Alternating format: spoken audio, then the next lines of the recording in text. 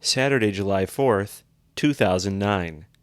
Today, Chicago played host to its third Tea Party protest this year, and the theme of today's protest was inclusion. Protest organizer Christina Tobin. We have people from across the political spectrum speaking today, from conservatives, to libertarians, to progressives, liberals, that are all fed up with the government. I'm Charlie Howell. I'm with the Illinois Green Party. I drove up to Chicago today, July 4th, 2009, to be at this Tea Party, and I am one of the speakers. And what will you be speaking about? I will be speaking about the common issues that we all have here today. You know, what's happened with our democracy, who controls what, and what we need to do. I will also be talking about my party, the Green Party, which is now a major party here in the state of Illinois. Tobin's group, Fair and Equal, describes the Tea Party as different than the previous two Tea Parties, which they did not support.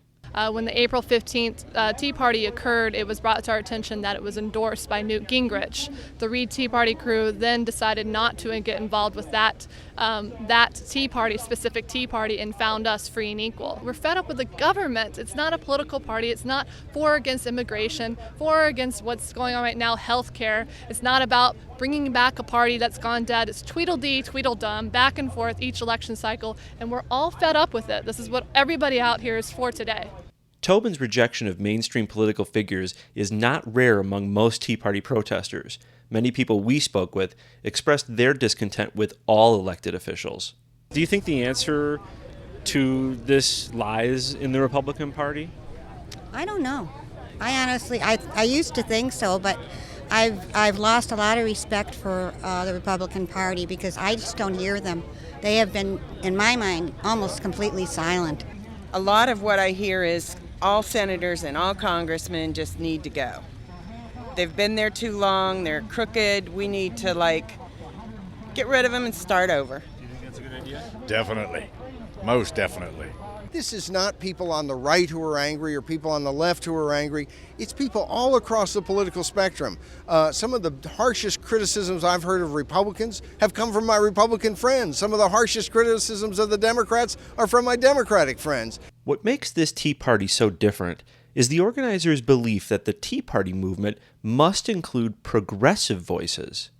The speakers slated to appear ranged from Green Party members and Ralph Nader organizers to libertarians. There were even a couple of conservatives included. A cursory examination of the Green Party and Ralph Nader websites reveals an agenda that supports socialized medicine and arguably punitive environmental laws. Is it possible for environmental fundamentalists and supporters of socialized medicine to find a home inside the Tea Party movement? Personal responsibility, financial responsibility. The Greens and the people here agree on that.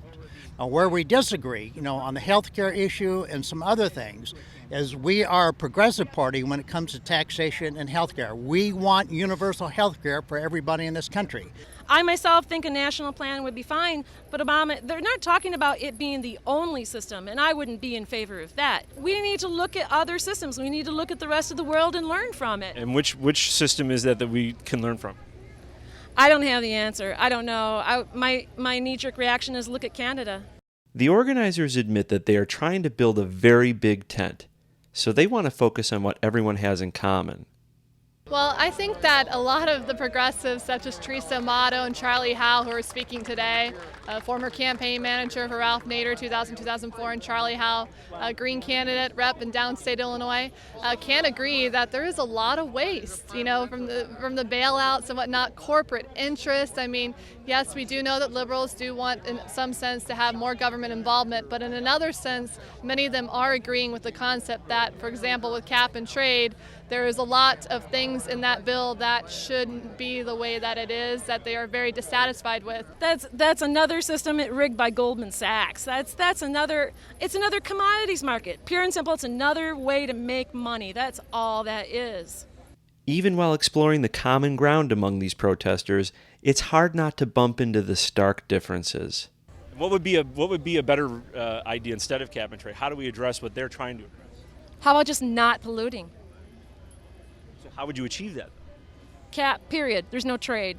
Weather has become very much haphazard type of deal. You know, we're getting. Is that a recent phenomenon? I believe it is.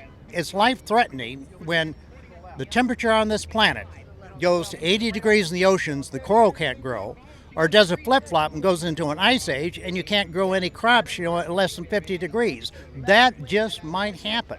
And, we are the biggest polluter with our cars and factories and homes and in power plants. And putting this kind of stuff into the atmosphere, which is destroying the ozone layer and everything else.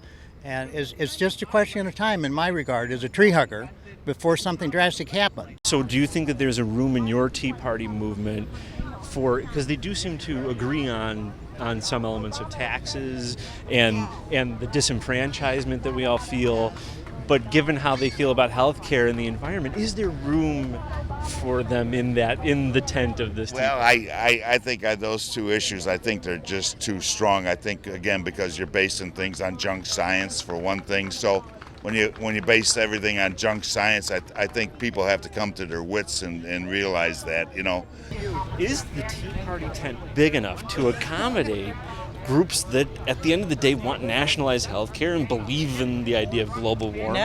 No. We're not big enough to accommodate them. What do you think is the main message of the Tea Parties? Transparency in government, free, fair taxing, anti-socialism. Less government. Less government. Less government? Yeah. Very libertarian. Tell me about your guys' shirts. I'm the anti-socialism girl. And I am the anti-government, pro-freedom, right-wing extremist Homeland Security warned you about. So, like it's 1773. from the Chicago Tea Party, this is Andrew Marcus.